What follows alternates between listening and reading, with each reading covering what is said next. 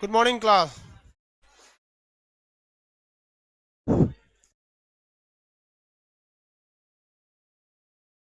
सब लोग को गुड मॉर्निंग। आज टेस्ट लेने के लिए बोले थे। टेस्ट आज का, आज टेस्ट नहीं कल होगा। रीजन समझिए क्या था टेस्ट। अभी आपको हम लगभग सभ्यता पढ़ा रहे थे, सिंधु सभ्यता। इसके बाद चालू हो जाएगा वैदिक काल। रीजन के हिसाब से वैदिक काल। और हालांकि एक और 3-4 सभ्यता बचेगी जिसमें आपकी मेसोपोटामिया की सभ्यता वगैरह रहेगी। तो सभ्यता वाला सारा चीज एक जगह होना चाहिए। हाँ, होना चाहिए। वो बेंच दे दीजिए उन लोग को। बबनी लोग बैठ जाओ, जल्दी जल्दी बैठ जाइए बाबू। आप लोग 1 से 2 40 सेकंड के अंदर लाइव हो जाएंगे सब एप्लीकेशन के लड़के। फिर ना बैठाएंगे हम, फिर बाहर कर देंगे। टाइम से आया कीजिए आप लोग। छोटकी लड़कियां और देर करती है सर। सीढ़िया आधा चढ़ने के बाद यहाँ अजीब चलिए नहीं पाती है सब। बाबू बैठिए आप बैठिए। वो बैठना दीजिए जी इनको। आगे वो सब बेंच, 2-3 बेंच आप लोग छोड़ के बैठिएगा। लाइव वाले सारे लोग गुड मॉर्निंग, प्रणाम सब लोग को गुड मॉर्निंग। सतीश कुमार, इन सब लोग को जल्दी बैठो बाबू।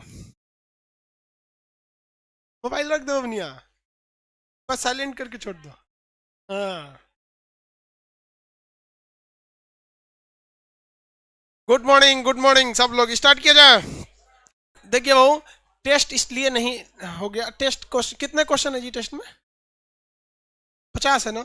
अभी 50 क्वेश्चन था तो उसको रोक के लगभग उसको और क्वेश्चन उसमें बढ़ाया जाएगा ताकि सारे तरह के सभ्यता का क्वेश्चन एक ही जगह आ सके। क्योंकि अगर ये टेस्ट ले लेते ना तो फिर आगे वैदिक काल आ जाता। तो कहते हैं कि भैया एक दिन और पढ़ा देते हैं और उसमें फिर मेसोपोटामिया की सभ्यता बता देंगे, सोमेरियन सभ्यता बता देंगे, बेबीलोन की सभ्यता, असीरिया की सभ्यता, बैक्टीरिया की सभ्यता, मिस्र की सभ्यता, ये सब थोड़ा बहुत सभ्यता वगैरह को बता दे, या फिर मृदभांड वगैरह बता दे, तो एक कंप्लीट हो जाए। हालांकि कोई बात नहीं, अगर जितना होता है होगा, नहीं तो कल फिर टेस्ट ले ही लेंगे आप लोग को। उसमें कोई बहुत बड़ा चीज तो पढ़ना तो सब है आप लोग को। समझ में गया? फारस की सभ्यता, हाँ भाई सबको फारस की सभ्यता सब पढ़ाएंगे। स्टार्ट करते हैं। आपको लगभग कल सिंधु सभ्यता के बारे में सब समझा दिए थे। मेसोपोटामिया बताना था कि अच्छा, मृदभांड के बारे में बताए थे। मृदभांड को कि इंग्लिश में क्या कहा जाता है? पोल्ट्री कहा जाता है। क्या कहा जाता है? पोल्ट्री। पोल्ट्री नहीं, पोल्ट्री जानते किसको कहा जाता है? हाँ, मुर्गी फार्म। कोरोना नहीं रहता ना था आप लोग क्लास में पोल्ट्री की तरह बैठे रहते। देखिए, मृद भांड, पोट्री, इसमें क्वेश्चन समझिए कहां से देगा। आप में से कितने लोग नेट जेआरएफ का नाम सुने सुने हैं? बाकी ज्यादातर 90% लोग जो होते हैं वो लोग क्या करते हैं, एमए यानी पीजी करके छोड़ देते हैं। पहले क्या था कि यूजीसी एक संस्था थी, यूनिवर्सिटी ग्रांट कमीशन। इसे कहा गया कि आप एक एग्जाम लीजिए, national eligibility test. National eligibility test, जो इस टेस्ट को पार कर जाएगा उसे आप पढ़ाइएगा और उसे बनाइएगा डॉक्टर ऑफ फिलॉसफी, पीएचडी की डिग्री दे दीजिएगा। क्या दे दीजिएगा? पीएचडी की डिग्री। और पीएचडी की डिग्री लेने के बाद ये कहलाएगा असिस्टेंट प्रोफेसर, और उसके बाद बन जाएगा प्रोफेसर। क्या बन जाएगा? प्रोफेसर बन जाएगा। यानी अगर आपको पीजी कॉलेज में पढ़ाना है, सब लोग ध्यान से समझो भाई, अब टेस्ट नहीं होगा अभी। चलिए, लाइव वाले सब एक और को लेट से ज्वाइन करता है, लड़की होगी वो। चलिए देखिए ध्यान से। तो एग्जाम कराने के लिए, कंडक्ट कराने के लिए कोई ना कोई संस्था चाहिए जो एग्जाम कंडक्ट कराए। गवर्नमेंट तो एग्जाम कंडक्ट नहीं कराएगी तो किसे दे देती थी? यूजीसी को। एग्जाम का नाम क्या था? नेट। पढ़ाई कौन सी होती थी? अभी एग्जाम पास कीजिएगा तब ना पीएचडी। ऐसे छोड़ दीजिएगा तो कूल घोड़ा बैल पीएचडी कर लेगा। हाँ, ये पीएचडी हो जाता है। फिर आपको क्या बना जाता था? Assistant professor. फिर आप क्या बन जाते थे? प्रोफेसर। फिर एसोसिएट प्रोफेसर, फिर रीडर, फिर आगे जाके ऐसे पोस्ट होते रहते थे। स्टार्टिंग होती थी आपकी असिस्टेंट प्रोफेसर से। समझ आ गया कि नहीं आ गया? अब इसमें क्या था कि जो नेट का एग्जाम देते थे उस एग्जाम में भी एक कंडीशन अप्लाई थे कि अगर आप बहुत अच्छा नंबर से पास हो गए ना, टॉप 15% में आ गए, 15% टॉप में आ गए, तो सरकार अपने पास से आपको पैसा देती थी, जूनियर रिसर्च फेलोशिप। क्या करती थी? Junior research fellowship. तो दोनों एक ही चीज था। देखिए ध्यान से, आपको एग्जाम देना था नेट का, ऐसा नहीं था जेआरएफ का एग्जाम देना था। सपोज कीजिए नेट के एग्जाम में 100 लड़के पास हुए, इसमें से 85 लड़के क्या कहलाएंगे कि भैया हम नेट कर रहे हैं, और 15 लड़के भी क्या कहलाएंगे, हम भी नेट ही कर रहे हैं। लेकिन 15 लड़कों को सरकार अपने पास से पैसे देती थी, और बहुत बड़े अमाउंट में देती थी, 30-40 हजार रुपये महीना, सैलरी से ज्यादा रिसर्च करने, अभी भी मिलता है। तो ये जेआरएफ केवल उनको मिलता है जो टॉप स्टूडेंट थे, ताकि आप रिसर्च कीजिए, नए नए चीजों को थेसिस लिख के दीजिए आपको रिसर्च करने के लिए। तो दोनों में कंफ्यूज नहीं होइएगा, जो नेट है वही जेआरएफ है। अपने पैसा से पढ़िएगा तो नेट कहलाएंगे, और अगर सरकार के पैसा से पढ़ रहे हैं तो नेट जेआरएफ कहलाएंगे, नेटवे कहलाएंगे, लेकिन नेट जेआरएफ कहलाएंगे। ये केवल आपको एक सर्टिफिकेट दे देता है कि आप नेट पास हैं। अब इसके बाद आप यूनिवर्सिटी तय कीजिए, इसकी वैलिडिटी 2 साल है। अब मान के चलिए इसको पास कर लिया आप, अब आपको यूनिवर्सिटी तय कर लीजिएगा, आपको पटना यूनिवर्सिटी से पीएचडी करना है, या फिर मगध यूनिवर्सिटी से पीएचडी करना है, या फिर इलाहाबाद, कहाँ कहाँ। अब हर यूनिवर्सिटी में आपका डायरेक्ट एग्जाम नहीं लिया जाएगा, इंटरव्यू लिया जाएगा। अब मान के चलिए कोनो घोंचू है, वो सोचेगा जेएनयू से पीएचडी कर ले, नहीं होगा। भले आप ये पास हो गए तो आपको उसी हिसाब से इंटरव्यू पास करके देना पड़ेगा। फिर आप क्या कहलाएंगे? पीएचडी, डॉक्टर ऑफ फिलोसफी, नाम के आगे क्या लग जाएगा? डॉक्टर। लेकिन वो डॉक्टर चीर फाड़ वाला नहीं है, हाँ, फिलोसफी वाला है। कौन सा है? फिलोसफी। उसके एग्जाम में ये क्वेश्चन फिक्स है कि मृदभांड से पूछेगा। उसमें ये जेआरएफ के एग्जाम में फिक्स है कि आपको मृदभांड से क्वेश्चन पूछना ही पूछना है। अब सोचो यार, अगर 30-40 हजार आपको पढ़ने के लिए दे रहा है, टोटल मिला के, अगर सेंट्रल यूनिवर्सिटी, देखिए उसमें कई जगह से पैसे मिलते हैं। आप जैसे मान के चलिए आप यूपी से पीएचडी कर रहे हैं, तो यूपी गवर्नमेंट की कुछ स्कीम होती है, हर स्टेट की अपनी स्कीम होती है कि जो पीएचडी करेगा हम उसको 10,000-12,000 रुपये महीना स्कॉलरशिप देंगे, छात्रवृत्ति। जिसको नहीं दिख रहा है वीडियो, हाँ दिख रहा है ना, लोल है, मोतियाबीन है वो। चलिए ध्यान दीजिए, तो कुछ स्टेट गवर्नमेंट दे देती है, यूनिवर्सिटी के अपने कुछ रूल रेगुलेशन होते हैं कि जो हमारे यहाँ से पीएचडी करेगा हम उसको 30, जो भी 5-7 हजार देंगे। कुछ सेंट्रल गवर्नमेंट दे देती है, मिला जुला के आपकी सैलरी बराबर वो स्कॉलरशिप हो जाता है। अच्छा है वो भी। तो उसमें ये एग्जाम पूछता है। हालांकि यूजीसी ने कह दिया था कि भैया हमारे बस का नहीं है ये एग्जाम कराना, क्योंकि यूजीसी के पास टाइम नहीं था कि हर यूनिवर्सिटी पर वो नजर रखे। पूरी यूनिवर्सिटी पे नजर कौन रखता है? यूजीसी। वरना घोटाला हो गया, पेपर लीक हो गया, क्या हो गया, सब यूजीसी। तो उठा के गवर्नमेंट ने इसे किसके दे दिया? सीबीएसई। किसको दे दिया? सीबीएसई। सोच रहा पीएचडी सीबीएसई बोर्ड हो गया। सीबीएसई बोर्ड नहीं हुआ, सीबीएसई को जिम्मेदारी दे दी गई है कि आप फेयर एग्जाम कंडक्ट करिए। सीबीएसई बोर्ड में नकल वकल नहीं होता है, करियो नहीं पाएगा, सब भोदा होता है सब। हिंदी मीडियम वालन के आगे सोच रहा सीसीटीवी कैमरा लगा दो तब वो नकल कर लेता है। पढ़ने में ठीक होता है सीबीएसई वाला, नकल की जरूरत नहीं पड़ती है। चलिए, तो उसमें मृदभांड का टॉपिक ज्यादा पूछता है। तो मृदभांड जो है भैया ये बहुत ज्यादा जरूरी चीज है। मृदभांड को पहले तो इसे लोग समझते ही नहीं थे, इसे पढ़ना भी चाहिए कि नहीं पढ़ना चाहिए। ये मृदभांड जो है इसकी शुरुआत जो किए थे फ्लिंडर महोदय ने किया था। किसने किया था? फ्लिंडर महोदय ने। वर्ल्ड में इन्हें किसने किया था? फ्लिंडर में। तो भैया भारत में भी कोई ना कोई क्या होंगे? जनक होंगे। तो भारत में थे बीबी लाल। कौन थे? बीबी लाल। ये कहाँ मिला था याद है? कालीबंगा में। कालीबंगा भारत में बीबी लाल। और इसका महत्व इतना बढ़ गया कि कहा जाता है कि यह पुरातात्विक अध्ययन का, आर्कियोलॉजिकल स्टडी का ये अल्फाबेट है। क्या है? अल्फाबेट है। यानी क्वेश्चन पूछा था आपका जेआरएफ में कि पुरातात्विक अध्ययन का वर्णमाला, वर्णमाला मतलब अल्फाबेट किसे कहा जाता है? यानी आर्कियोलॉजी, पुरातत्व यानी पुराने चीज को अध्ययन का वर्णमाला किसे कहा जाता है? तो किसे कहा जाता है भैया? मृदभांड को। किसे? मृदभांड। अल्फाबेट यानी वर्णमाला है, अल्फाबेट यानी वर्णमाला है, यानी आर्कियोलॉजिकल अध्ययन का यह अल्फाबेट है। अब अगर किसी को एबीसीडी याद नहीं रहेगा तो उससे कल्पना करेंगे कि वो अंग्रेजी बोलेगा? नहीं बोल सकता वो। हिंदी नहीं है, हिंदी अलग चीज है कि हम लोग डेली बोलते रहते हैं इसलिए थोड़ा सा फेमिलियर है। तो इसे हम लोग क्या कहते हैं भैया, अल्फाबेट के नाम से जाना जाता है। इसकी पहली बार जो साक्ष्य मिला है ना, ये पहला साक्ष्य जो मिला है 9 पाषाण काल से मिला है, और 9 पाषाण काल से लेके उसके बाद मिलता आया है कंटिन्यू। बफरिंग क्यों कर रहा है जी? एक मिनट वो,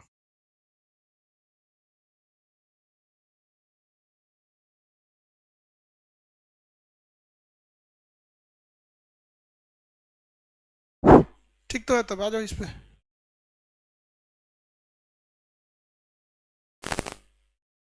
नहीं बफरिंग कर रहा है जी, हम एक ही जगह खड़े थे, हमको पैर में थोड़ा गड़बड़ है, इसलिए वो सोच रहा है ऐसे कि सर रुक गए। अरे नहीं रुके रे भैया, हमारा पैर में थोड़ा सा, ठीक है ना। अरे पैर में हमसे चला नहीं जा रहा है असल में।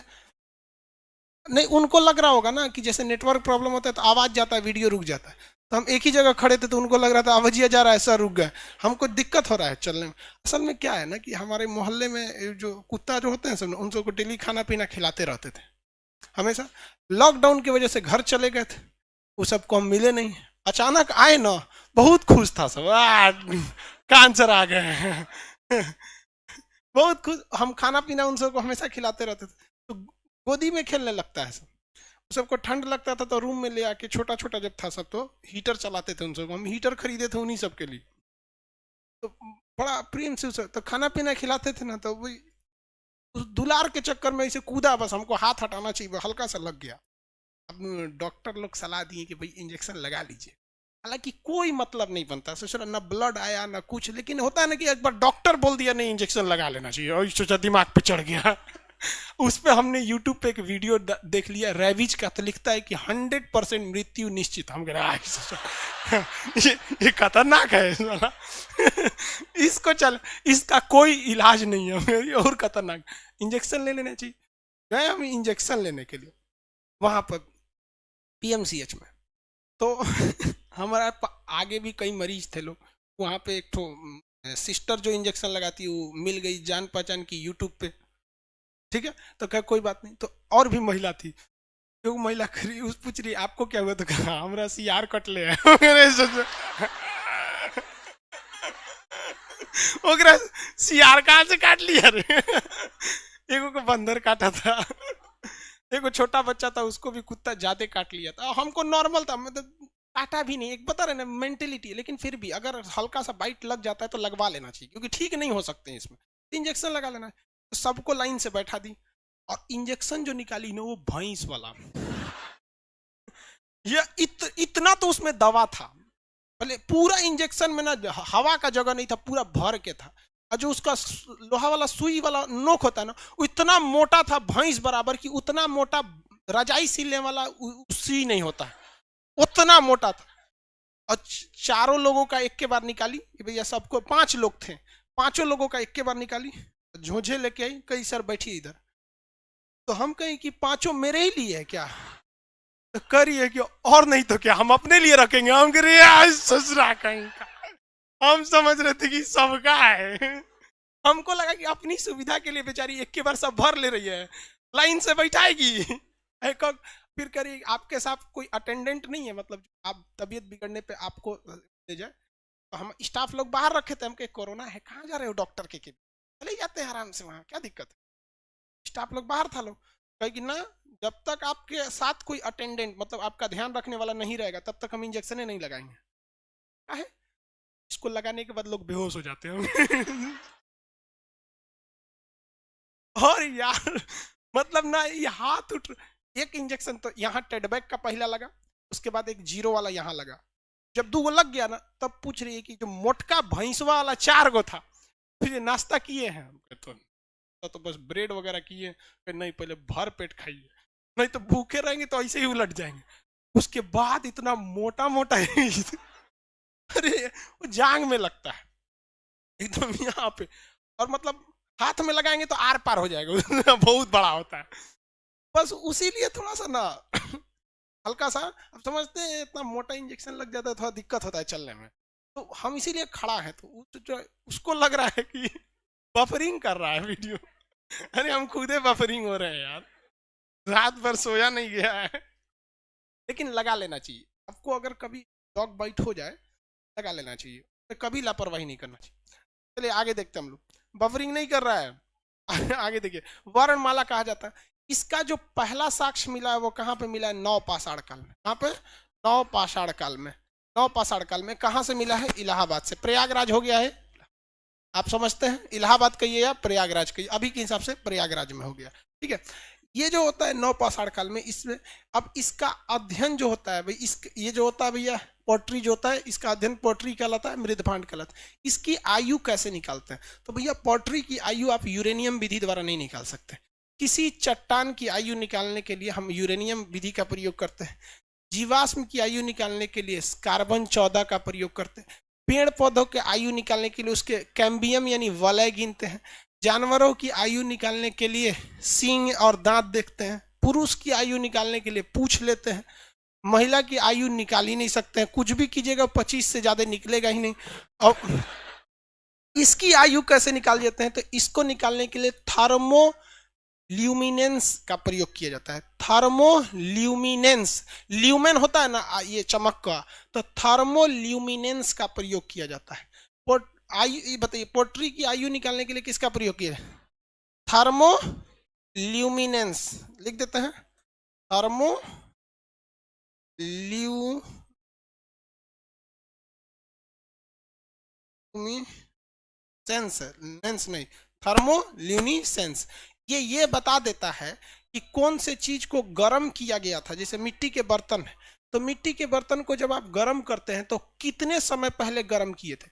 अगर आप कार्बन 14 द्वारा या यूरेनियम विधि द्वारा निकालेंगे ना, तो वो उस मिट्टी की आयु को बता देगा, न कि मिट्टी के बर्तन को पकाया कब गया था ये बताएगा। तो सबसे भयानक गलती यही हो जाएगा। मान के चलिए हमने यहाँ मुसल्लापुर हाट पटना से कोई मिट्टी निकाला, गंगा घाट से, उसका बर्तन निकाल बना दिए, तो वो तो बन गया मृदभांड। और अगर हम इसमें यूरेनियम विधि से निकालेंगे तो वो बर्तन की आयु नहीं बताएगा, किसकी बता देगा? मिट्टी की बता देगा। तो यूरेनियम विधि से मिट्टी की आयु थोड़ी निकालना है, हमें आयु किसकी निकालनी है? बर्तन की। तो थर्मोल्यूमिनेंस विधि द्वारा इसे क्या किया जाता है? निकाला जाता है। जिस तरह से सिंधु सभ्यता के सबसे ज्यादा स्थल आप बताइए किस जगह से मिले, किस राज्य से मिले हैं? कहां से? गुजरात से। गुजरात से ना मिले हैं जी। कितने मिले? हाँ 200। टोटल कितने थे? लगभग 350 के आसपास थे, जिसमें 200 अकेले कहां से मिल गए? गुजरात से मिल गए। उस तरह ये क्वेश्चन क्या नहीं पूछेगा कि मृदभांड जब भारत में मिले हैं, वो भी नवपाषाण काल से मिलते आ रहे हैं, तो भारत में सबसे ज्यादा मृदभांड कहां से देखने को मिले? हस्तिनापुर। हाँ सबसे ज्यादा तो हस्तिनापुर देखने को मिला था। तो मृदभांडों का पहला अध्ययन जो व्यवस्थित ढंग से किया गया वो कहां से किया गया? हस्तिनापुर से। हस्तिनापुर से किया गया। यानी सबसे ज्यादा मृदभांड कहां से मिला है? हरियाणा से। हरियाणा से मिले। कहां से मिले? हरियाणा से मिला। लेकिन पहला साक्ष्य कहां से मिला भैया? इलाहाबाद से मिला। किसी को कोई दिक्कत नहीं यहाँ तक में? आगे बढ़ जाए। अब देखिए ये मृदभांड को हम 4 कैटेगराइज में बांटते हैं। एक जो हड़प्पा के वक्त में मिला था। हड़प्पा सभ्यता जब खत्म हुई, यानी सिंधु सभ्यता जब खत्म हुई, तो उस समय आ गए आर्य। कौन आ गए? आर्य। और आर्य संस्कृत बोलते थे, इसलिए उन्होंने वेदों की रचना कर दी। तो आर्य के काल को, जिस समय भारत में आर्य रहते थे, उस काल को हम लोगों ने कहा वैदिक काल, क्योंकि उसी समय बैठ के वो वेदों की रचना कर दी। तो जैसे सिंधु सभ्यता खत्म हुई, कौन सी सभ्यता चालू? वैदिक। वैदिक काल जब खत्म हुआ तो चालू हो गया महाजनपद, यानी शहर बनना चालू हो गए। क्या बन गए? शहर बनना चालू हो गए। शहरों का निर्माण हुआ, जिसमें मगध बहुत बड़ा महाजनपद यानी बहुत बड़ा शहर बनकर उभरा था। तो बेसिकली आपको कितने चीज देखने को मिले? एक हड़प्पा देखने को मिलेगा, हड़प्पा के बाद क्या मिलेगा? वैदिक काल। क्या मिलेगा? वैदिक। उसके बाद महाजनपद मिलेगा। टोटल ये 3 टाइप के ही आपको सीक्वेंस में देखने को मिलते हैं। अब महाजनपद जब खत्म हो जाएगा ना, तो फिर आपको बड़े बड़े राजा देखने को मिलेंगे, हर्षवर्धन वगैरह। हालांकि महाजनपद से ही राजा देखने को मिल जाते हैं, अशोक वगैरह महाजनपद के काल के ही थे। तो आपसे ये भी पूछ सकता है कि भैया बताइए हड़प्पा के वक्त में कौन सा मृदभांड था, वैदिक काल में कौन सा मृदभांड था, और महाजनपद के काल में कौन सा मृदभांड था? कौन सा मृदभांड यानी पॉटरी था। और ऐसा भी हो सकता है कि कुछ ऐसी पॉटरी होंगी जो इन तीनों में कॉमन होंगी। किसमें होंगी? इन तीनों में कॉमन होंगी। कुछ ना कुछ तो होगा ही। ये बहुत सी चीज, जैसे टेक्नोलॉजी आगे बढ़ती है, हम लोग मंजन छोड़कर पेस्ट पे आ गए। आज कोई मंजन यूज करता है? कहाँ कोई मंजन यूज करता है? गाँव में अभी वो करता है ना, सफेद का मंजन। अरे उस सफेद का था, उस जो बचपन में आदमी खा जाता था लेके, हाँ, कोलगेट वाला। तो आदमी धीरे धीरे उसको छोड़ा कि नहीं छोड़ा, स्लेट पे लिखना छोड़ दिया, चौक से लिखना छोड़ दिया। तो टेक्नोलॉजी जैसे जैसे आगे बढ़ी, हम लोग में बहुत सारे चेंजिंग है, लेकिन बहुत सी ऐसी चीजें हैं जो पहले भी वैसी ही थी और आज भी वैसी ही हैं। जैसे चौकी, चौकी देखते हैं कितनो बड़का टू डेवलप रह जाए, घर में चौकी मिलबे करेगा। हाँ, अभी शादी हुआ है तो दीवान पलंग मिल जाएगा। वो दीवान पलंग नौकरी वालों को मिलता है, बाकी सबको तो कई को नौकरी ना मिलेगा, खटिए दे देगा जो। आप आज भी देखिए खटिया का प्रयोग यानी चारपाई का प्रयोग या चौकी का प्रयोग बहुत साल से आ रहा है और अभी तक हो रहा है। तो कुछ ऐसे मृद भांड होंगे जो इसमें भी होंगे।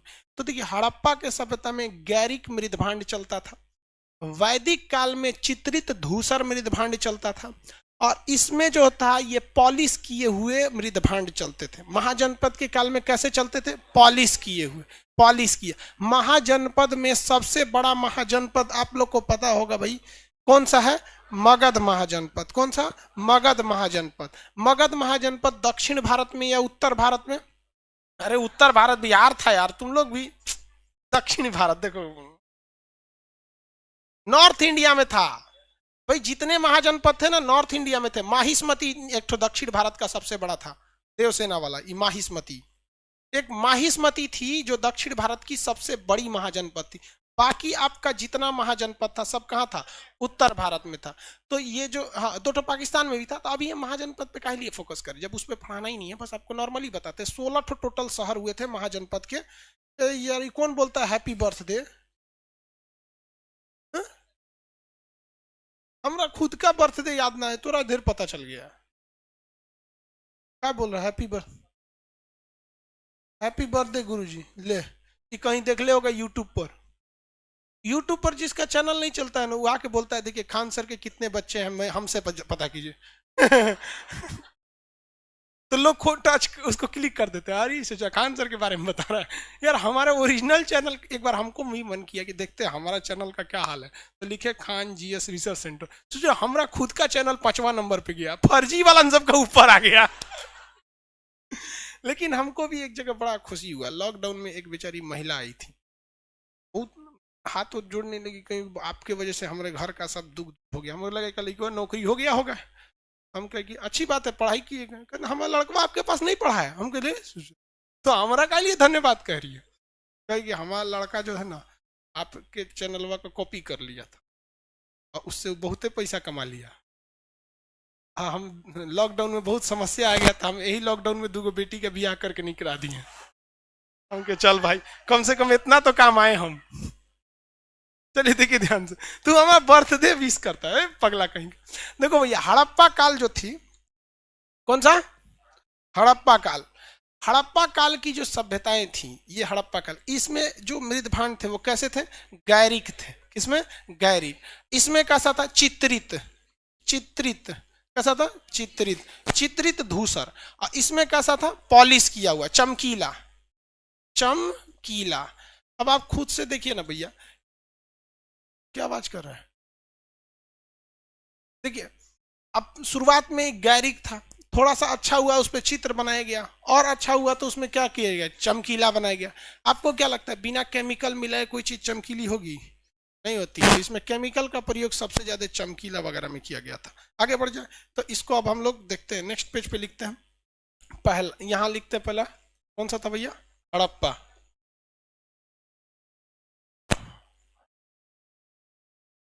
हड़प्पा। दूसरा वैदिक। तीसरा महाजनपद। महाजनपद काल। कौन सा काल? महाजनपद काल। इस काल में जो था ये था गैरिक मृद भांड। कौन सा?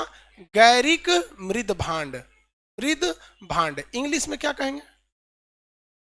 हाँ, ऑची कलर पॉटरी। ठीक है, इसको शॉर्टकट में ओसीपी कहते हैं। ठीक है, ओसीपी शॉर्टकट में कहते हैं। ये किस कलर का था भैया? लाल कलर का। ये बेसिकली किस काल में था? हड़प्पा काल में। किस काल में? हड़प्पा काल में। तो याद रखेंगे हड़प्पा काल के जितने मृदभांड मिले हैं वो सब कितने, वो सब सब के सब किस रंग के थे? लाल रंग के। किस रंग के? लाल रंग के। यूपीएससी में क्वेश्चन पूछा था कि वैदिक काल के, यानी इस काल के, वैदिक काल के मृदभांड हड़प्पा काल के मृदभांड से अलग हैं किस आधार पर? तो कुछ डिजाइन उजाइन लिखा था। बेसिकली क्या था? कलर का बात है। किसका था? कलर का। आगे देखिए, ये अब सेकंड नंबर आता है ये वाला। ये कौन सा है भैया? वैदिक काल। कौन सा? वैदिक काल। तो वैदिक काल जो था इसके समय चित्रित था। चित्रित यानी चित्र बना था धूसर। कैसा था? धूसर मृदभांड। चित्रित धूसर मृदभांड। अब उटपटांग नाम लगता होगा। चित्रित धूसर मृदभांड। चित्रित का मतलब चित्र बना हुआ था। धूसर का मतलब होता है, धूसर कलर देखे? हाँ, फर्श देख लीजिए, फर्श, जमीन देख रहे हैं, फर्श ग्रेना, ग्रे कलर। कौन सा? Grey colour. कौन सा हो गया? Grey colour. तो चित्रित धूसर ये मृदभांड हो गया। तो इसे इंग्लिश में क्या किया गया? पेंटेड। चित्रित का पेंटेड, धूसर का ग्रे, मृदभांड इस पोट्री, और उसे हम लोग पोट्री को वेयर भी कहते हैं। तो आप देखेंगे ना पीजीडब्ल्यू लिखता है। क्या लिखता है? पीजीडब्ल्यू। क्वेश्चन वो पूछा था जेआरएफ में गजब का। उसने खाली शॉर्टकट लिख दिया था। कहा था कि हड़प्पा में कौन सा पाया जाएगा। अब जैसे ऑर्चरी कलर पोट्री नहीं लिखा था, ओसीपी लिख दिया था, और इसको क्या लिखा? पीजीडब्ल्यू। इस टाइप का ले लिया था। उस सबसे लेकिन को समझ में नहीं आ रहा था कि रीजनिंग का क्वेश्चन है कि इतिहास का क्वेश्चन है। ये लिख दिया था आप। तो भाई आप तो सिलेबस पढ़े, आपको तो पता ही होना चाहिए। पेंटेड ग्रे वेयर या painted grey ware pottery, pottery culture. तो ये हो गया आपका। इसमें कलर, ये बेसिकली किस कलर के थे सब भैया? ग्रे कलर के। किस कलर का? ग्रे कलर का। ग्रे तो हो गया ना खत्म? कितने में खत्म हो गया? बहुत जल्दी खत्म हो गया।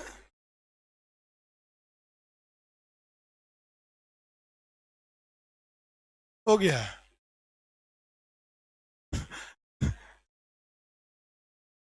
भूरा बोलते हैं? नहीं, स्लेटी बोला जाता है उसको।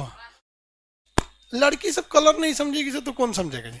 अब अब लड़की सब ज्यादा कलर जानती है सर।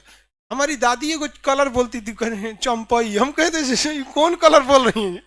चंपई कलर। आप लोग को पता है चंपई कलर? हाँ? पीला। पता नहीं कौन कलर है, छोड़ो यार, सब चंपई वगैरह। तो ये ग्रे कलर हो गया। देखिए इस मृदभांड का प्रयोग प्रीमियम टाइप के लोग करते थे। कौन करते थे? प्रीमियम टाइप का। प्रीमियम। अब भैया ये प्रीमियम क्या होता है? प्रीमियम मतलब होता है कि कुछ एक्स्ट्रा फैसिलिटीज देना। जैसे आप ट्रेन में सुने होंगे प्रीमियम ट्रेन है। ये कौन सा ट्रेन है? प्रीमियम ट्रेन है। प्रीमियम ट्रेन की खासियत होती है कि उसका किराया ज्यादा होता है, फैसिलिटीज ज्यादा होती हैं, स्टॉपेज बहुत ही कम होता है, रेगुलर नहीं चलती हैं। आप देखते होंगे किसी भी रूट में हफ्ता में एक दिन कोई प्रीमियम ट्रेन होगी। समझ में आ गया कि नहीं गया? आप प्रीमियम का मतलब होता है थोड़ा सा बढ़िया लेवल का चीज। आप गाड़ी खरीदने जाइएगा तो कहेंगे एकदम प्रीमियम गाड़ी चाहिए, तो प्रीमियम गाड़ी में आपको नैनो नहीं देगा, ऑडी वगैरह दे देगा प्रीमियम गाड़ी में। तो प्रीमियम का मतलब क्या होता है कि थोड़ा सा वीआईपी टाइप का। कौन सा? वीआईपी टाइप का। वो क्या हो गया? प्रीमियम। अब जैसे मान के चलिए कि कोई किसी को काजल लगाना है, छोटा बच्चा को, तो छोटा बच्चा को प्रीमियम काजल काहे लगाइएगा? वो तो रात में ऐसे चिराग गर्म करके ऊपर करिया लगा दीजिए पोत के, हो गया उसका, वो नॉर्मल काजल है। लेकिन अगर किसी दुल्हन को सजाना है तो इसी टाइप का आता है, वो एकदम वजह दी। वो क्या है? प्रीमियम है। तो इसमें मेनली किसका प्रयोग था भैया? प्रीमियम था। ये क्या था? प्रीमियम। ये ज्यादातर इस आकार में चित्रित धूसर मृदभांड शैली में जो मिले हैं वो हर टाइप के मिले। इसी टाइप का गिलास भी मिला है, बर्तन भी मिला है, कटोरा भी मिला है। मतलब जो बर्तन आज के वक्त में आप यूज करते हैं ना, चित्रित धूसर मृदभांड शैली में वो सारे बर्तन मिले हैं, और ये प्रीमियम वाले ही लोग यूज करते थे। अब बात करते हैं महाजनपद काल में। भैया महाजनपद का काल जो था, तो पहला बात की उत्तरी था। हाँ, तो ये उत्तर भारत में था, तो इसे कहा गया उत्तरी। काले रंग का था तो काले, अब चमकीले था तो चमकीले, चमकीला। अब मृदभांड लिखने का जगह नहीं, आप अपने से लिख लीजिएगा। तो इसको इंग्लिश में क्या कहेंगे? North black polished. पॉलिश्ड, वही एनबीपी कर देखिए, नहीं समझ आया, एनबीपी का ये था। अब इसका प्रयोग जो था बेसिकली कब हुआ था, महाजनपद के काल में। कहां पे, महाजनपद के काल में, यानी 600 ईस्वी तक। कहां तक, 600 ईस्वी तक, लगभग बहुत लंबा साल तक। अभी सबसे आधुनिक मृदभांड कौन सा मिला है, वही ये उत्तर काले चमकीले मृदभांड। इसमें बहुत सारे रसायन का प्रयोग था। किसका, रासायनिक पदार्थ का प्रयोग था। कौन सा, रासायनिक पदार्थ का प्रयोग था। अब यहां देखिए, अब थोड़ा सा पहले चलते हैं। क्वेश्चन ये यहां तक तो आपको पता थे, मानव ने सबसे पहला किस धातु का प्रयोग किया, तांबा का। हाँ, तांबा का। लेकिन मानव द्वारा प्रथम खोज क्या था, आग। मानव द्वारा प्रथम खोज आग। मानव द्वारा प्रथम रासायनिक खोज मृदभांड। कौन था, मृदभांड। मानव द्वारा खोजा गया प्रथम रासायनिक खोज मृदभांड। रासायनिक खोज कर देगा तो मृदभांड। किसी को कोई दिक्कत नहीं है, हाँ ठीक है, सब आग, तांबा, ठीक है, आप सब लोग का रासायनिक खोज था भैया। और उसमें भी कह देगा कि सबसे ज्यादा रसायन का प्रयोग किसमें हुआ, महाजनपद। ये वाला जो था ना, ये एक्स्ट्रा प्रीमियम था। मतलब समझिए कि एकदम वीआईपी लोग प्रयोग करते थे। जैसे आपको हम सीधा से बात बताते हैं, किसी नॉर्मल परिवार में जाइएगा तो आपको पानी वगैरह पीने के लिए जो बर्तन गिलास दिए जाएंगे बड़ी नॉर्मल टाइप के दिए जाएंगे। मतलब आप समझिए तो गैरिक मृदभांड तो आजकल प्रयोग ही नहीं होता है, तो हम क्या बताएं, बट इसी कैटेगरी का दिया जाएगा। हाँ, थोड़े अमीर हैं तो आपके यहाँ के गिलास बर्तन थोड़ा सा वीआईपी रहेगा। लेकिन उस अमीर के घर में भी देखिएगा, अगर कोई मेहमान आ गया, चाहे उसके दामाद आ गए, चाहे ये आ गए लो, तो उसे थोड़ा गिलासों में अलग डिजाइन का निकालेगा, एक्स्ट्रा प्रीमियम निकालेगा। तो इसका प्रयोग एकदम एक्स्ट्रा प्रीमियम के वक्त में था, उपहार वगैरह को देने के लिए प्रयोग किया जाता था। तीनों काल के मृदभांड आपको समझ में आ गया होगा। अब बच गए एक मृदभांड जो इन तीनों में क्या थे, कॉमन थे। इन तीनों में कॉमन थे, किसी को दिक्कत नहीं है। लोटा में देंगे सर, हमारे यहाँ मेहमान आएगा तो देखो क्या नाम है इसका, मनीष, कर लोटा दे देंगे। अरे भैया गजब है सर।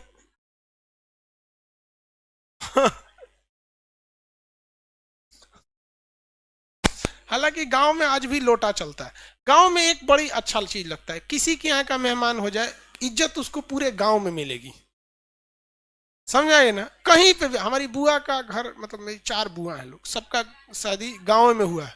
हम जाते हैं तो मतलब नदी पार करके जाना पड़ता है, और वहां उस गांव में मतलब अभी तक पुल नहीं बना है। पुल है तो काफी दूर से है, तो हम लोग नदी पार करने के बाद जैसे गांव में घुसते हैं ना, सब समझ जाता है ये गांव का नहीं लग रहा है, दूसरे गांव का है। जहां जाओ तो सब कोनो काम छोड़, कोनो नल चला रहा है तो छोड़ के देखेगा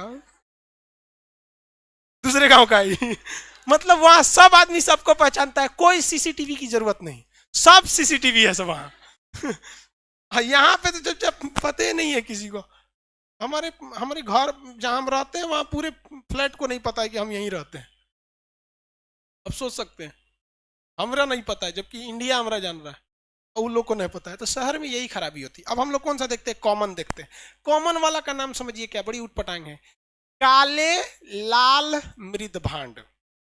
काला लाल मृदभांड। तो देखिए, एक ये काले रंग का था, एक ये लाल रंग का था, तो भैया इन दोनों का कॉमन है काला लाल मृदभांड। तो काले लाल मृदभांड, मृदभांड, काले लाल मृदभांड। इसको इंग्लिश में क्या कहेंगे, ब्लैक रेड, पोट्री नहीं भैया, वेयर बोलिएगा, ठीक है, वेयर, ये टेक्निकल नाम होता है, ware, BRW, black red ware, या फिर पोट्री बोलिए आपको। बट हम आपको बता रहे हैं ना, एग्जाम में अगर देगा तो पोट्री नहीं देगा, क्या देगा, वेयर देगा। केवल पोट्री एक जगह लिखता है, पता है कहां पर, यहां पर केवल वो गैरिक मृदभांड में पोट्री लिखता है, बाकी हर जगह वो किसका लिखता है, वेयर। इसका जो था, इसका एक और नाम है, इसका नाम से कंफ्यूज मत हो जाएगा, इसी को शुद्ध हिंदी में लगा दिया गया। काले को हम लोग कृष्ण कह सकते हैं, नहीं कह सकते हैं जी। लोहा, लाल रंग जो होता है, बेसिकली लोहा में आयरन ऑक्साइड पाया जाता है कि नहीं, लोहा में क्या पाया जाता है, आयरन ऑक्साइड। लोहा का लाल रंग किसके वजह से होता है, आयरन ऑक्साइड की वजह से। इवन मंगल ग्रह पे लोहा की मात्रा यानी आयरन ऑक्साइड की मात्रा ज्यादा है, क्या है, आयरन ऑक्साइड की ज्यादा मात्रा है, इसलिए उसको भी हम लोग क्या कहते हैं, वहां पे लाल है। तो इसमें लौहित का प्रयोग करता है, लौहित, क्या जी, लौहित से किस चीज का सेंस आ रहा है, लोहा का। तो कृष्ण लौहित मृदभांड, कृष्ण लोहित मृडभांड, तो ये इसी का नाम है भैया। ये हमको तो नहीं लगता भैया, ये तो थोड़ा सा दिमाग लगाएंगे तो काला को कृष्ण कर दिया, लोहा लाल होता है, लोहित कर दिया, मृदभांड कर दिया। ये कहां से मिला है पता है? इसे सुरा ताम्र पाषाण से। कहां से मिला है? ताम्र पाषाण, चिलकोलित से मिला है। और कहां तक मिला है? वैदिक पूरा यहां तक मिला है, लास्ट तक, मतलब महाजनपद तक। महाजनपद ये यहां तक मिलते आया है, ये कॉमन रहा है। क्या रहा है? कॉमन रहा है। तो आपको अब मृदभांड से क्वेश्चन पूछेगा तो नहीं ना फंसेंगे? हाँ, नहीं तो अगर ऐसे मृदभांड नहीं पढ़िएगा तो फिर बाउंस से कर जाता है। ये पूछ कहां से रहा है? यहाँ पे मृदभांड याद रहेगा आप लोग को? क्वेश्चन बता देंगे? चलिए बताइए, बता दिए उसको। लाइव वाले आप लोग भी बताएंगे। बड़ा सुंदर नाम है, देखो लाइव वाला तो और इटता है। चलिए बताइए, वह कौन सा ऐसा मृदभांड था? लाइव वाले आप लोग भी बताते रहेंगे। वह कौन सा ऐसा मृदभांड था जिसमें आयरन ऑक्साइड की मात्रा देखी गई? हाँ, अरे नाम बोलिए। काले लाल मृदभांड गलत। कृष्ण लाल पीला,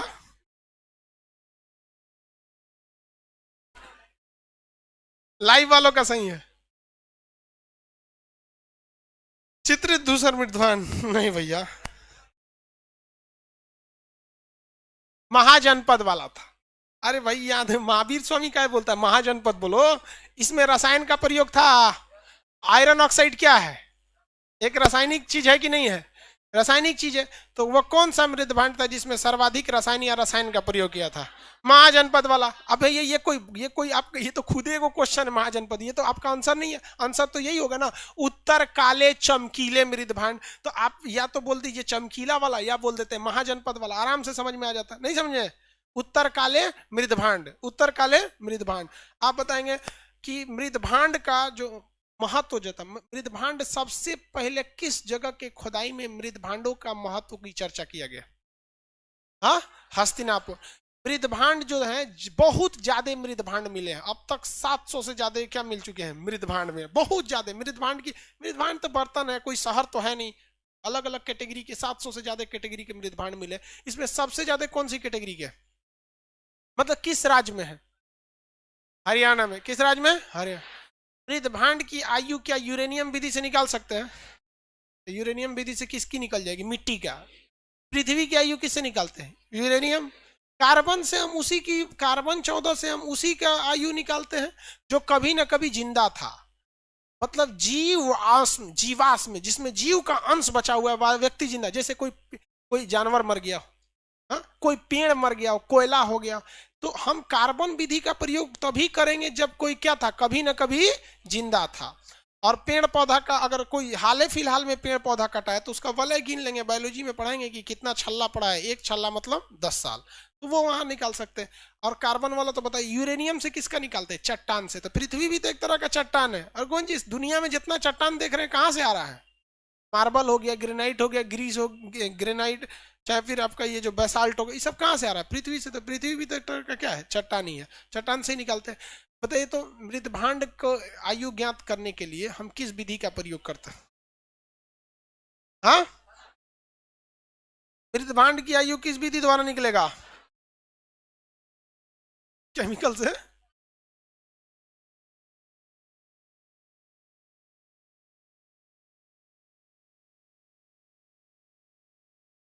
आप बताइए जी। हाँ, लाइव वाले लोग ठीक है, आप लोग का एप्लीकेशन वाले आप लोग भी ठीक ठाक। आप बताइए तो। हाँ, हरा सवाल।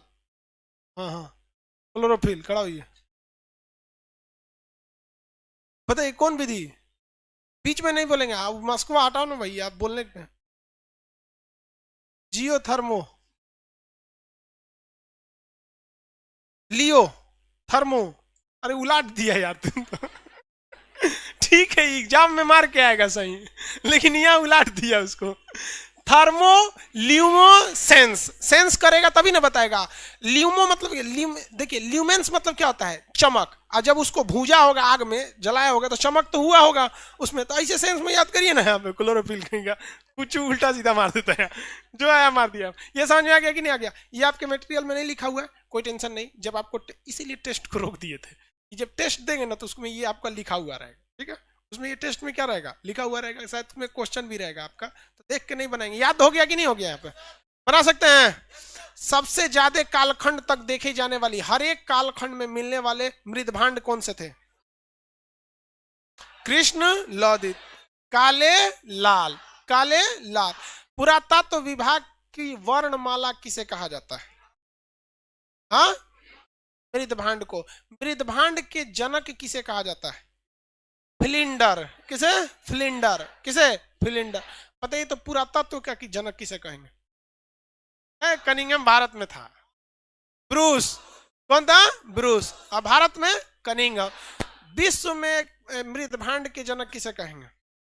फ्लिंडर। विश्व में मृदभांड के जनक फ्लिंडर, लेकिन भारत में हाँ बीबी लाल। बीबी लाल, वेरी गुड। चलिए याद रहेगा ना, कॉन्फिडेंस। अब देखिए क्वेश्चन वगैरह भी आप लोग ऐसे बनाते रहेंगे, प्रीवियस वगैरह, हालांकि हम आपको देते ही रहते हैं क्वेश्चन।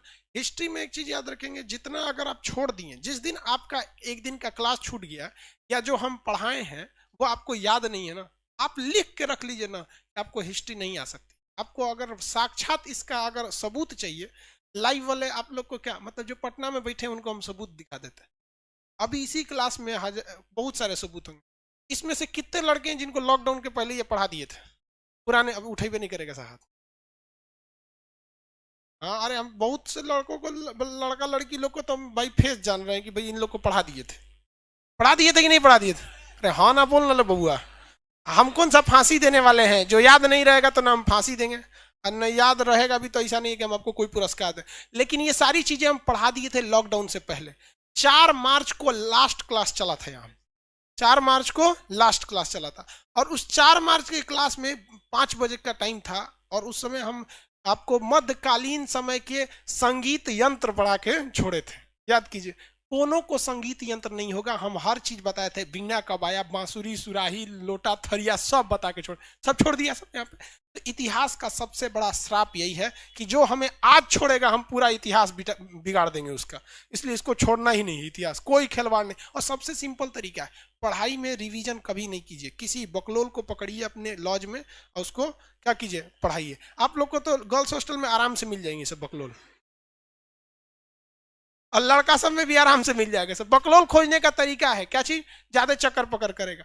और जो होशियार के पीछे नहीं पड़ना है, उससे बहुत घमंडी होता है सब।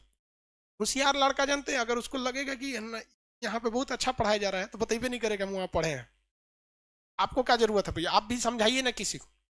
आप क्या रहिए, समझाते पढ़ाते रहिए, रीजन समझिए।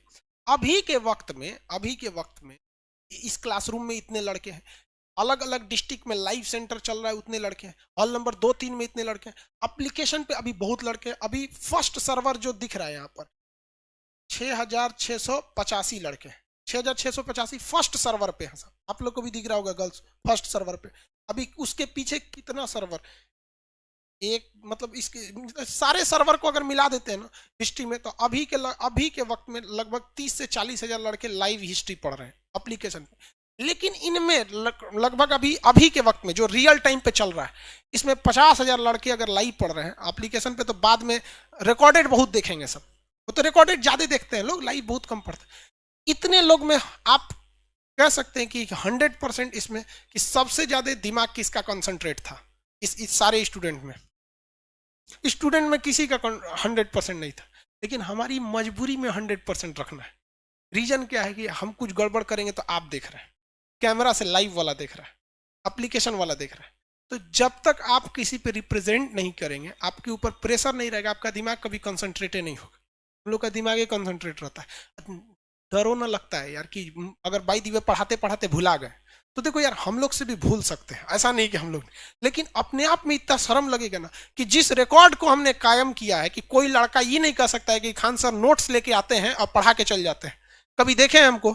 नहीं। तो हमको एक सबसे बड़ा डर ये लगता है कि हमको दिमाग कंसंट्रेट करना मजबूरी है कि आज तक कभी नोट्स देख के नहीं आए हैं, जो विषय पढ़ाना हो, चाहे वो फिजिक्स, केमिस्ट्री, बायोलॉजी, कुछ पढ़ाना हो, करंट अफेयर से लेकर, कभी नोट्स लेके नहीं आए। लेकिन ऐसा नहीं है कि हमको सब ये, हमको डर लगते रहता है, सोच रहा कहीं जो गलती से भूल गया ना गड़बड़ा जाएगा, इसलिए सब दिमाग का बोझा हटाओ, फुल कंसंट्रेट रहते हैं, समझा देते हैं आपको, आप भी कंसंट्रेट रहेंगे, आप भी समझा दें, अदरवाइज दूसरा कोई रास्ता नहीं, दूसरे को पढ़ाते रहेंगे।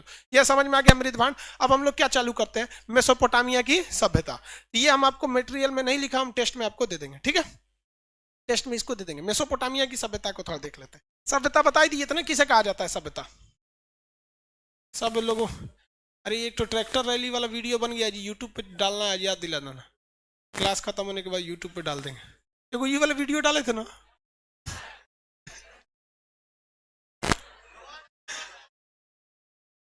चाइनीज मगरमच्छ कैले, आगे देखिए, इसमें नक्शा नहीं है।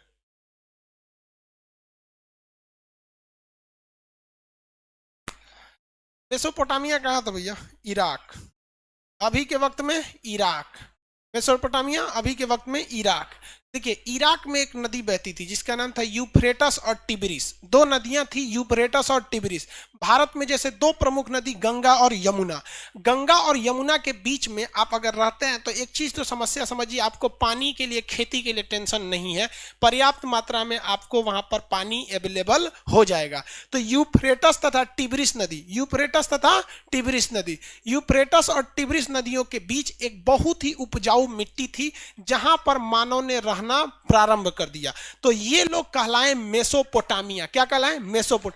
ये लोग पूरी तरह से देहाती थे क्योंकि इनके यहाँ कोई सड़क मिलने के बहुत बेहतरीन साक्ष्य नहीं मिले हैं, नाली मिलवे नहीं किया है, जहां तहां पानी फेंक दो, जैसे मन वैसे कर दो।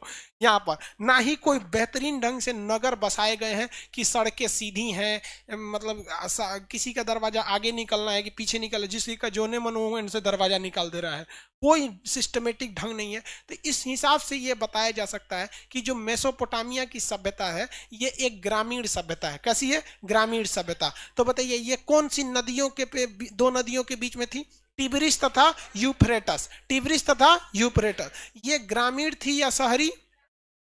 ये लिखा हुआ मिला है या इससे देख कर लगता है? देख कर लगता है भाई, सिस्टमेटिक नहीं है। अब भाई मान के चलिए आप जहाज से जा रहे हैं, नीचे आपको गांव है या शहर है, आपको आराम से पता चल जाता है।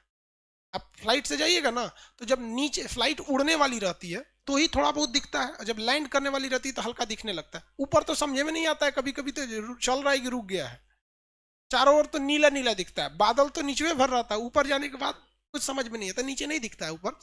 तो आप देख के बता सकते हैं। यूफ्रेटस, ये जो सभ्यता थी लगभग 5000 ईसा पूर्व थी। अब सोचिए सिंधु सभ्यता कितनी थी? लगभग 2500, 2350 ईसा पूर्व। सिंधु सभ्यता कितनी थी? 2350। तो ये तो उससे बहुत ज्यादा पुरानी थी, ये बहुत ज्यादा पुरानी सभ्यता। तो दुनिया की पहली सभ्यता मेसोपोटामिया की सभ्यता। दुनिया की पहली सभ्यता मेसोपोटामिया की सभ्यता। ये शहरी थी या ग्रामीण?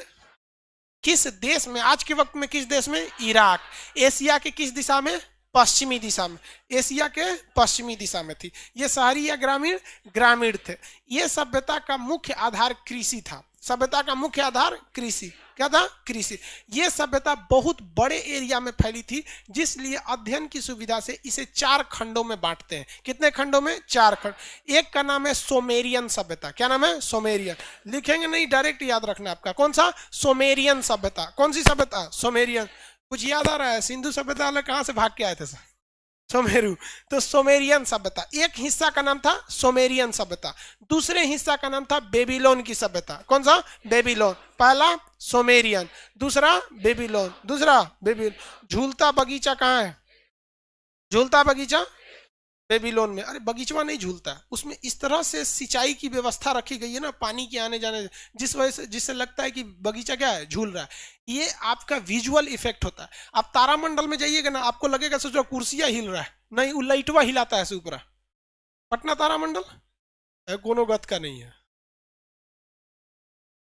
हाँ, कोलकाता वाला तो इंडिया का टॉप है। कोलकाता का बिरला प्लानिटोरियम वो तो इंडिया का टॉप है, बट ये भी ठीक ठाक है, ऐसा नहीं है, लेकिन सही है। तो उसमें देखते हैं विजुअल इफेक्ट होता है, लगता है ना जैसे, मतलब कई लोग तो डरने लगते हैं, मतलब लगता है कि गिरा देगा। तू लोग ये सब जगह जाया करना, तुम लोग थोड़ा सा कभी घूम लिया करो, टेंशन वेंशन खत्म होगा क्या। चलिए आगे देखिए, तो पहला कौन सा भैया, सोमेरियन। दूसरा बेबीलोन। बेबीलोन में किसका मकबरा है, सिकंदर। बेबीलोन में किसका मकबरा है, सिकंदर। सिकंदर का घोड़ा भी वहीं पे मर गया था टेंशन से, घोड़ा भी क्या हो गया, मर गया टेंशन से, भूखे फराल। उसका घोड़ा जो था सिकंदर का वो भी मर गया। घोड़ा और कुत्ता ये दो ऐसे जानवर है जो मालिक से बहुत प्रेम करते हैं। और कांकरेज नाम सुने हैं, किस जाति, किस चीज की नस्ल है कांकरेज। कांकरेज किसकी नस्ल है, इधर लड़की को कोई सही बोली थी, गाय की नस्ल। कांकरेज नस्ल जो है गाय की है। उसका सींग देखिएगा ना, डर जाएगा। मेरा दोनों हाथ देख रहे हैं, इतना में उसका सींग होता है, बहुत सबसे बड़ा सींग कांकरेज का होता है। और वो अपने स्वामी भक्त होती है, जिस मालिक ने उसे पाला है, जो उसे खाना खिलाता है।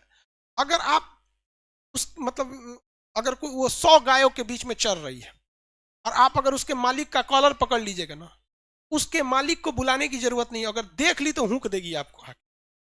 सबसे ज्यादा स्वामी भक्त होती है सर कांकरेज नस्ल की गाय, वहां पे वो हुकेगी आपको पक्का, अब आप टेंशन नहीं लीजिए, बहुत जबरदस्त होती है सर। तो ये 3 नस्ल ऐसी होती हैं, और हालांकि अगर आप देखेंगे तो बहुत डर जाएंगे।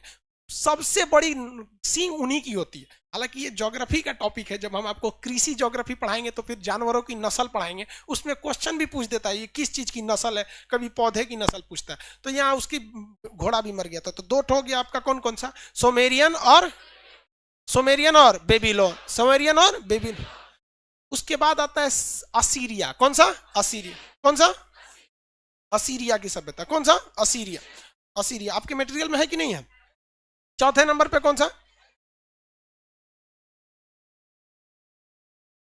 कैट्रिया। तो टोटल कितनी हो गई, 4। ये चारों सभ्यताओं को मिलाकर क्या बनता है भैया, मेसोपोटामिया की सभ्यता। टोटल मेसोपोटामिया की सभ्यता। तो मेसोपोटामिया कितनी सभ्यताओं को मिलकर बने, 4। पहला सोमेरियन, दूसरा बेबीलो, तीसरा असीरिया, तीसरा असीरिया, चौथा हाँ कैट्रिया।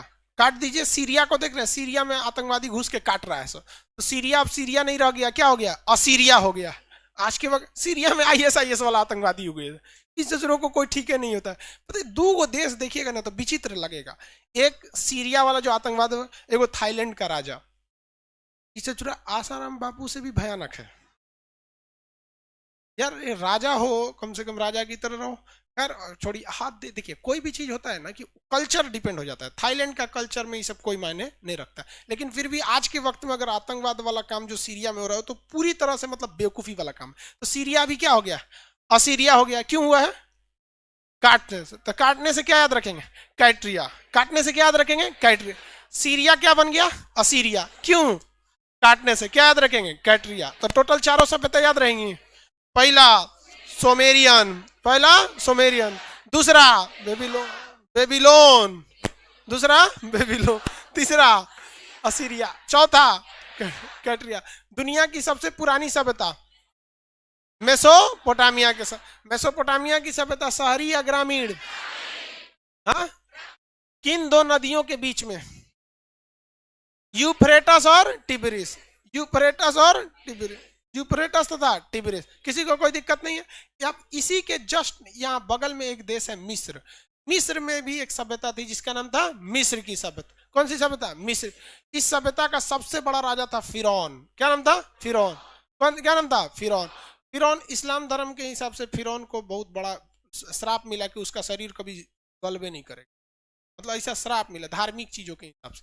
अभी भी उसका लाश ऐसे फिरौन का रखा हुआ है, तो गलत मम्मी बन के, क्या है, मम्मी बन के। तो सोचना मिस्र जो है, इजिप्ट वाले, केमिस्ट्री की खोज इन्होंने किया था। मरने के बाद शरीर पे एक बहुत भयानक लेप लगा देते थे, जिस वजह से उनकी शरीर पूरी तरह से गलती नहीं थी। क्षतिग्रस्त जरूर हो जाती थी, मरा हुआ चीज कभी जिंदा की तरह ताजा तो दिखेगा नहीं यहाँ पर, हाँ तो उसी तरह, लेकिन उनका शरीर पूरी तरह से सड़ता नहीं था। तो मम्मी यानी केमिकल का लेप लगाने की सभ्यता कौन सी थी, मिस्र की सभ्यता। मिस्र की सभ्यता का सबसे बड़ा राजा फिरौन। क्या था, फिरौन। ये लोग बड़ा बड़ा पिरामिड बनवाता था। क्या बनाता था, पिरामिड। और ये पिरामिड आज के पहाड़ बराबर होते थे, आज के पहाड़ बराबर। देखिए पहाड़ कितना विशाल होता है, पहाड़ कितना विशाल होता है, ये अंदाजा आप तभी लगा सकते हैं जब पहाड़ के पास जाएंगे तब। जो चीजें आपको यहां से वहां दिखती है वहां जाने में 2 घंटे लगते हैं। मतलब उस ऊंचाई पे जहां आप ईंटा चला के मार सकते हैं, ईंटा से फेंक सकते हैं, वहां जाने में आपको 2 घंटे लग जाते हैं। आप कभी देखेंगे वहां पहाड़ वाले में बहुत उटपटांग होता है पहाड़। मतलब अब जो भी आप लोग को मौका मिले तो आप लोग जाएंगे कभी वहां पे, तो वहां पे पिरामिड बहुत बड़े बड़े बनाए गए थे, पत्थरों से क्या बनाए गए थे, पिरामिड। तो किस सभ्यता में सबसे ज्यादा पिरामिड थे? ममी देखने को मिला। मिस्र सभ्यता का सबसे बड़ा राजा। मिस्र सभ्यता किस नदी के किनारे बसी थी? नील नदी। कौन सी नदी? नील नदी। नील नदी की देन किसे कहते हैं? किसे? मिस्र। ममी कहाँ के लोग बनाते थे? मिस्र। केमिस्ट्री की खोज मिस्र। हाँ, मिस्र के। वही केमिकल लगा दिए लोग। केमिस्ट्री को हम लोग विज्ञान का विज्ञान कहते हैं। क्या कहते हैं? विज्ञान का विज्ञान। विज्ञान का विज्ञान किसे कहेंगे?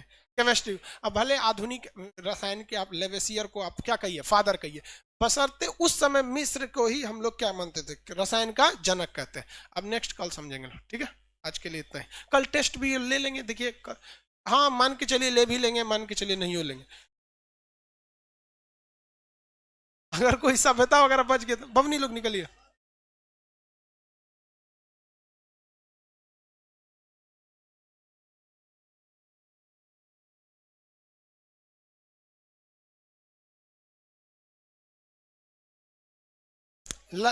चलिए, आप समझ में आ गया?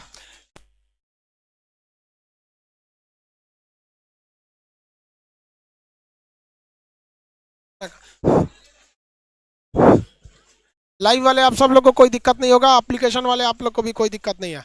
पढ़िए, थोड़ा सा टेस्ट को पोस्टपोन कर दिया गया, आपको भी पता है थोड़ा स्वास्थ्य गड़बड़ हो गया था, इंजेक्शन बहुत खतरनाक था इस वजह से, ठीक है? लाइव वाले आप लोग को भी दिक्कत नहीं होगा, बहुत जल्दी और भी बैचेज आने लगेंगे, ठीक है? अब नेक्स्ट क्लास में मिलेंगे।